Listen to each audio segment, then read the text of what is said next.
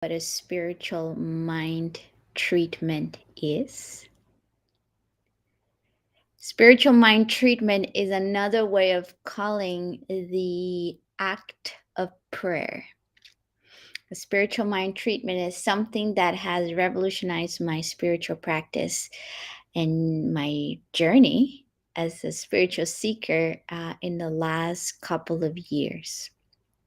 Hello, everyone. My name is Paola Castro. I'm a life coach, speaker, author, and an agape licensed spiritual practitioner. For many, many years, served full time at Rythmia. Now I am just doing um, substituting for Kim Terranova, Reverend Kim Stanwood Terranova, when she needs me. And it is a joy to be here with you, and substituting today for JJ. I will always say that Rhythmia has a special place in my heart, and whenever, whether it's John Jacob or Kim, they need me, I say yes, yes, I will cover for you. Yes, I will serve for you on your behalf. So today I am here to talk to you about a spiritual mind treatment. I was curious. Do you know what it is? What a spiritual mind treatment is? I didn't know a few years ago. I had no idea what that meant. What I didn't know what it meant was the act of praying. And what I know to be true is that back then, when I heard that word prayer, I was in high judgment because you see, I was raised in Christian home where when you pray, you beseech, you beg, you ask for mercy to a man in the sky that is angry at you because you are so sinful. And I always knew that it was just not resonating with me. That story of an angry God in the sky was just not my truth. Could have been their truth, but it wasn't mine. So the way that I view prayer was just in a negative way. I would say, oh, you know what, I prefer to meditate. I prefer to, do spiritual study, visualize, visioning, but prayer is not for me. Now, a few years ago, I started my studies as a spiritual practitioner at Agape International Spiritual Center, which is a spiritual center founded by Michael Bernard Beckwith, who is a partner with Rhythmia.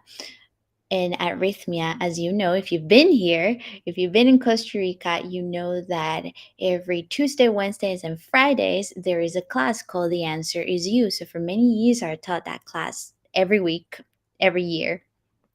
And through my studies to Reverend Michael, I learned to do a spiritual mind treatment.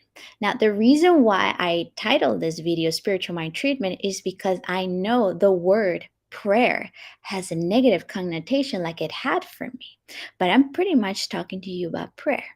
And today I want to give you the view, the perspective that I acquire through my teaching, through learning with Agape, new thought, ancient wisdom that changed everything for me. And now I use spiritual mind treatment or prayer with every single client that I see, with my Wednesday groups that we gather together, with my family. If there's someone in the family that needs support, I'll go to spiritual mind treatment. I do it for myself.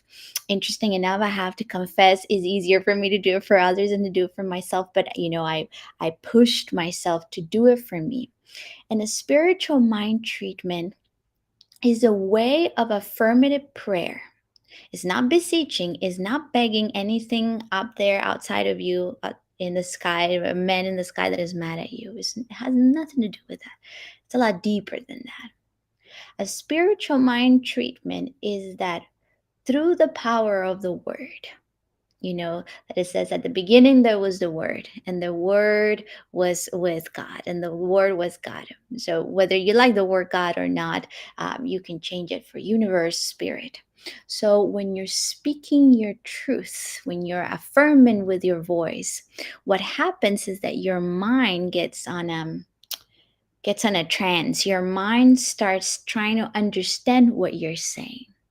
And when you start treating your mind to be in alignment with the truth of your beingness, you start believing what you're saying.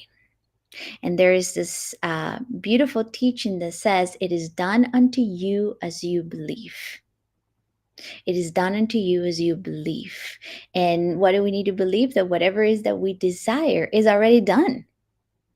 So, when we're talking about a spiritual mind treatment, we are not talking about beseeching or begging or asking for anything or convincing the universe that we, need, or convincing the universe that we're worthy of the solution of that problem, of getting healed in our body temples, of manifesting the love of our life. Has nothing to do with convincing or beseeching or begging for a desire. What a spiritual mind treatment does is that through the power of your word, you're hypnotizing your own mind, not the universe mind. The universe is fine, the universe is perfect. You are hypnotizing, treating your own mind so that you can be in alignment with the truth. And here's the good news. What's the truth?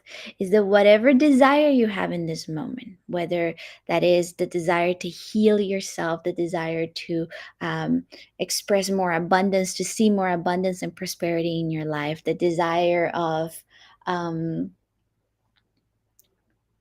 changing jobs, changing career, the desire of, having your mother feel better because perhaps right now she's going through a health scare. Whatever it is that you desire it because the universe desires it through you. And this comes from the beautiful teaching that the universe is experiencing itself through you. And so whenever you have a desire, the universe has everything, has met already every need for this desire to come true in your life. And not only to come true, it has already come true. Because here's the conundrum: this is the interesting thing. We think in a linear way. Even before you wanting what you're wanting, it's already done. It's already done. That's why when we do a spiritual mind treatment, we say, "It is done, and so it is." So this is the reason why my relationship to the practice prayer changed, because it didn't contradict the teaching that says, well, the universe, God is already whole, perfect, and complete. Everything is happening for us. Everything is unfolding in divine ways. When we declare that, we have to, well, we don't have to, but it's only natural to want to stay in congruency with that truth. The problem is that we talk about a universe or a God or a spirit that is loving, that is goodness. But then, in some belief system, then you beg to this loving spirit or this loving presence to please give you something that you don't have. So for me, that right there is already a contradiction. The way that I learned it through my beloved teacher, Michael Bernard Beckwith in Agape, is that we're not convincing the universe, we're not trying to change what's already there. We're simply treating the mind so that the mind can be in alignment with what is already happening. So everything that you want, the healing, the prosperity, the abundance, the love, the peace, is already done. At some level of awareness and consciousness, your spirit is already there. It's there. The question is, are you being able to tap into that with your mind? It is done unto you as you believe. But sometimes you might say, Paola, well, I like to hear that, but I don't believe it. In fact, I have no hope right now. I don't believe this is a good word. I don't believe there's something out there that has the best interest for me. I don't believe it. But that's That's what we need to shift. We need to treat the mind so that you can believe it. And the way that we treat the mind is through affirmative, spiritual mind treatment, affirmative prayer. And through the affirmative prayer, we go through a set of steps. There's 6 steps. I'm not going to get into too many details because I'm just introducing the topic to you. But the steps are very simple. The first one is gratitude, and there was someone that said, I can't remember who originally said, if the only prayer you ever give is, or that you ever say is thank you, that will suffice. That will be enough. So the first step when you pray is that you want to be in gratitude, in appreciation. Once you're in that feeling tone of appreciation, you start recognizing the qualities of the universe. You start declaring universal principle. For example, you start declaring, I recognize that I live in a benevolent universe that is always giving and never withholding. I know that life is for itself, not against itself. So you start declaring or recognizing this beautiful presence. The next step, which is my favorite step, is that you unify yourself with that you're recognizing.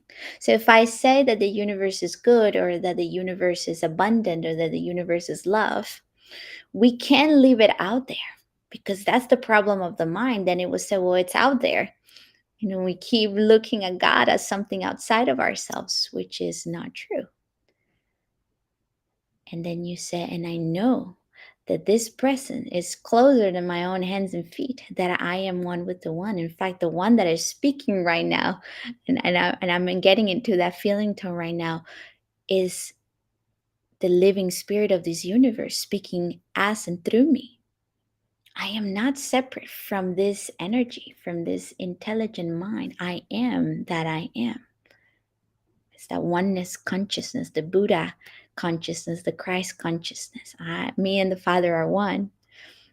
You can say me and the mother are one. This is not about gender or language that excludes. And then once you unify yourself with that field, then you start realizing what is real. So let's say that you're going through illness in this moment, and you say, well, I know that I am one with the one mind, the intelligent mind that created the whole universe. So it must mean that every cell of my body contains this energy. That the same intelligence that keeps, the planets going around the solar system, you can start like massaging this idea that same intelligence that I am one with must be in every cell of my body temple. Therefore, I affirm that there's wholeness in my body temple, that my healing is already done. It's already done. I tap into that timeline where it's already done. So you see how you're treating your mind to go back to be in alignment with the truth.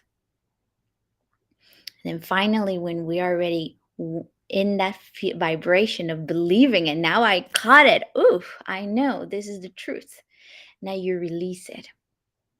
You detach from it. You said, I know it is done, so I don't have to hold on to this. I release it onto the law. The law that says it is done to you as you believe. I release it to that law knowing that it is done. And so it is, amen. So I just walk you through these steps, and Agape has classes on prayer, or an affirmative prayer or spiritual mind treatment. So I encourage you to go to Agape Live that come and stay tuned if in case you want to learn how to pray this way, how to treat your mind this way. It has revolutionized my life. It's been so good. It's been so good for me and for my clients, for my family. It's a game changer. And I'm no longer against the word prayer, because I know that I'm coming from a truer space for me, from a more in alignment space. So I trust that this conversation has sparked something in you. Also, I invite you to go to YouTube and look for Michael Bernard Beckwith affirmative prayer so that you go a little deeper into this. If you learn this technique, it will shift everything for you. And again, this is not for you to try to change the universe, is for you to change yourself so that the universe's love and power and beauty can flow through you with ease and grace without any obstacle. So this is something that you do for you, for your mind. It is done to you as you believe. Let me go to the chat because I just want to say hello to you. Let's see. Hi, Claudia. So good to see you. Hi, Debbie. Hi, Tony Lee. Oh, that's so good to see you guys. Let me see if I see, because I am streaming this through different platforms. So let's see. Let's see. Okay, so Debbie and Tony Lee and Claudia are on my platform. And let's see. Let me see over here. All right. That's all I see for now. Thank you guys. Have a beautiful rest of your day. I hope that curiosity was stimulated in you. And again, go find some more information about spiritual mind treatment. And it is the law of attraction tool that nobody's teaching. I'll put it that way. Nobody's teaching because it's a science, and you have to be curious enough to go into it. All right, guys, have a beautiful day, and I will see you next time JJ needs me to cover for him. Goodbye now.